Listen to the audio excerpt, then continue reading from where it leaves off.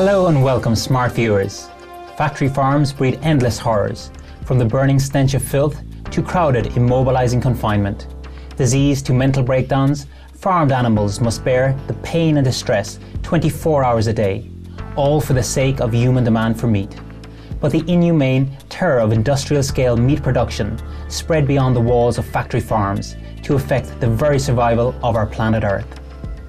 The major US-based newspaper published an article written by Zara Klein titled, "Is the problem with meat simply factory farming?" on August 7, 2009.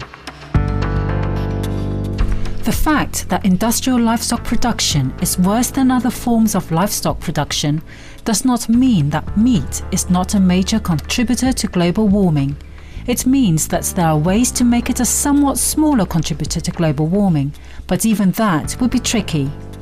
Cows are efficient at being cows. They are not very efficient at being food. When you grow an apple, the various inputs result in an apple tree and a lot of apples. But a cow has a lot of parts and does a lot of things that aren't particularly related to becoming hamburger. When you grow a steak, the various inputs first result in corn and grass and other types of food, and then they are made into feed. And then they go to a cow to help it develop bones and eyes and skin, and to help it breathe and move and live. Raising food to feed to a less efficient form of food doesn't maximize available resources. A German study agrees. In an August 2008 article, Michele Schiessel and Christian Spiegel wrote for Spiegel's online international newspaper on meat's contribution to global warming.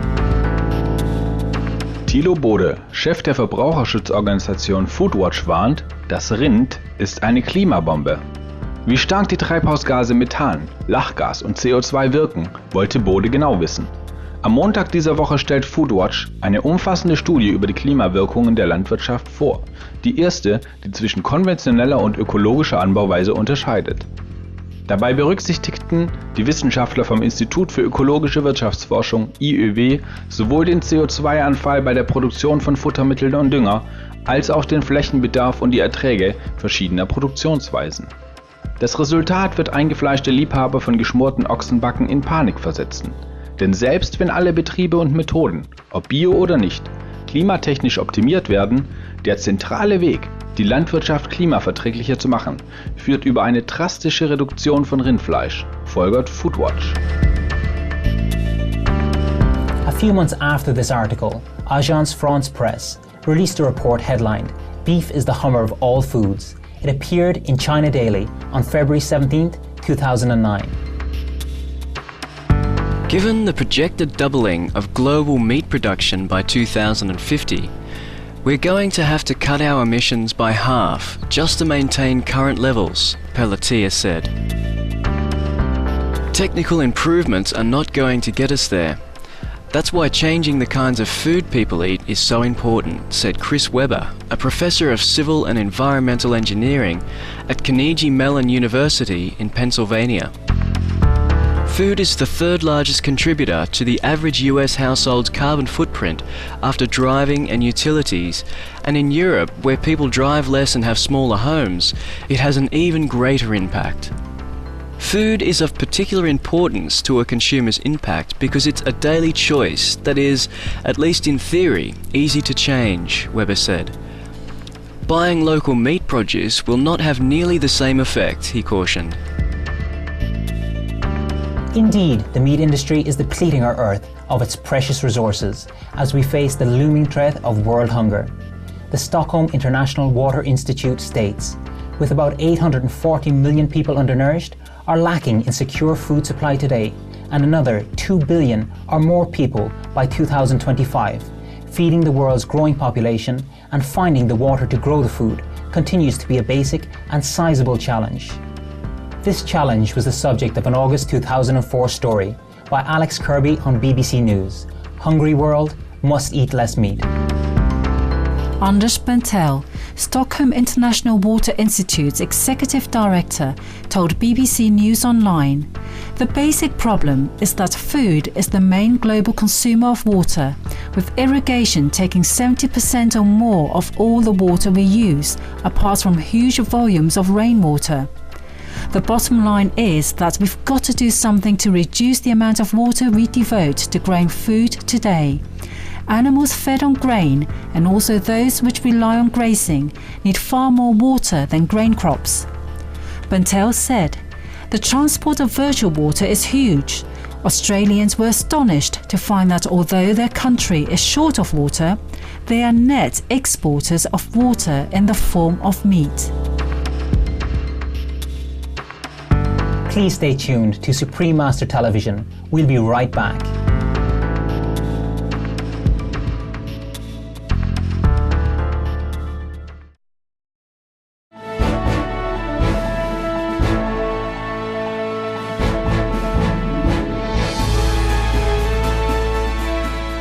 Welcome back, cherished viewers, as we continue to explore how the media is reflecting the public's awakening to the planetary crisis of meat consumption and global warming. Ms. Tarna Garnett of the University of Surrey, UK, found that production of meat and dairy products alone represents about 50% of emissions of all UK food production, a significant 10% of total emissions in the country. Baisser de manière drastique la consommation de viande pour contribuer à ralentir le cours du réchauffement climatique. Le discours tenu début septembre au Royaume-Uni par le président du groupe intergouvernemental d'experts sur l'évolution du climat, ou GIEC, l'Indien Rajendra Pachauri, lui-même végétarien, avait été très commenté.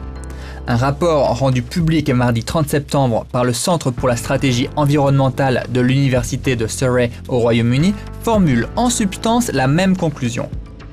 Selon un des scénarios les plus frappants, l'humanité devrait viser en 2050 une consommation moyenne de 500 grammes de viande et d'1 litre de lait par semaine et par personne.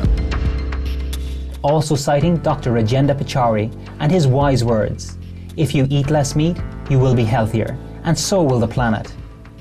Metro newspaper, also from France, published a report, "To be vegetarian without deficiencies," addressing the findings of the United Nations Food and Agriculture Organization, FAO, that livestock breeding is responsible for at least 18% of greenhouse gases. The article assures that less meat, or better yet, no meat altogether, is definitely a nutritious choice. Manger un maximum de fruits et de légumes tous les jours, c'est bon pour la santé, on le sait. Mais est-ce qu'on peut décider de franchir le cap et devenir 100% végétarien, c'est-à-dire ni viande ni poisson, sans conséquences pour la santé? La réponse est oui, mais en faisant attention à son menu. Une fois réglée la question des protéines, les risques de carence sont inexistants lors d'une alimentation végétarienne bien conduite, selon Fernand Lamis, professeur de nutrition émérite à l'Université de Tours. Alors pas de contre-indication, ni même pour les enfants. Chez les végétariens, on relève même moins d'hypertension artérielle, des taux de cholestérol plus bas, moins d'obésité et de diabète de type 2, etc., etc.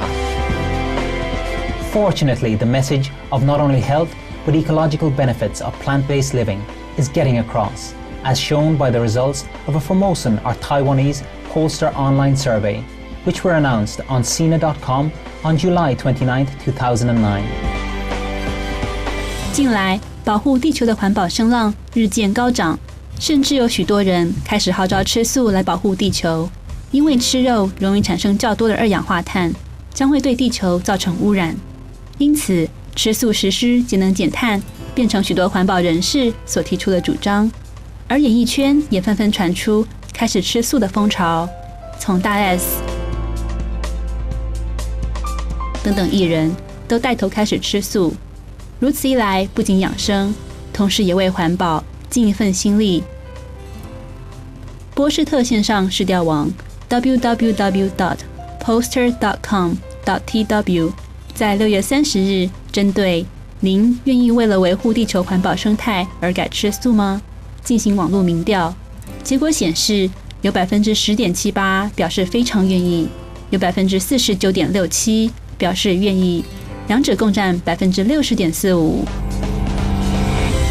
Concluding today's program, an article by Richard Corliss, published in Time magazine entitled "Should We All Be Vegetarians?" also noted the trend of vegetarianism in the United States as of 2002, a trend that has since steadily risen. It's not just the additives and ailments connected with the consumption of beef.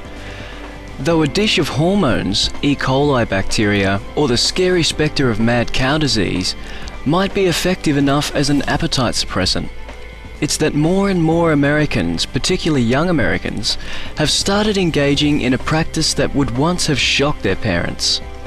They are eating their vegetables, also their grains and sprouts. Many children raised on hit films like Babe and Chicken Run recoil from eating their movie heroes and switch to what the meat defeaters like to call a non-violent diet. Vegetarianism resolves a conscientious person's inner turf war by providing an edible complex of good deed doing. To go veggie is to be more humane. Give up meat and save lives. Of course, one of the lives you could save or at least prolong is your own. For vegetarianism should be about more than not eating. It's also about smart eating. You needn't be a born-again foodist to think this. The American Dietetic Association, a pretty centrist group, has proclaimed that appropriately planned vegetarian diets are healthful, are nutritionally adequate, and provide health benefits in the prevention and treatment of certain diseases. So how about it? Should we all become vegetarians? We tip our green hats to all journalists and media groups for discussing the role of meat consumption in climate change, the food crisis, health and more. May heaven bless you and your invaluable work towards the greater public benefit. Gracious viewers, it was nice to have you with us on today's programme. Up next on Supreme Master Television is Words of Wisdom, coming up after noteworthy news. May your life's choices bring you the best of health and happiness.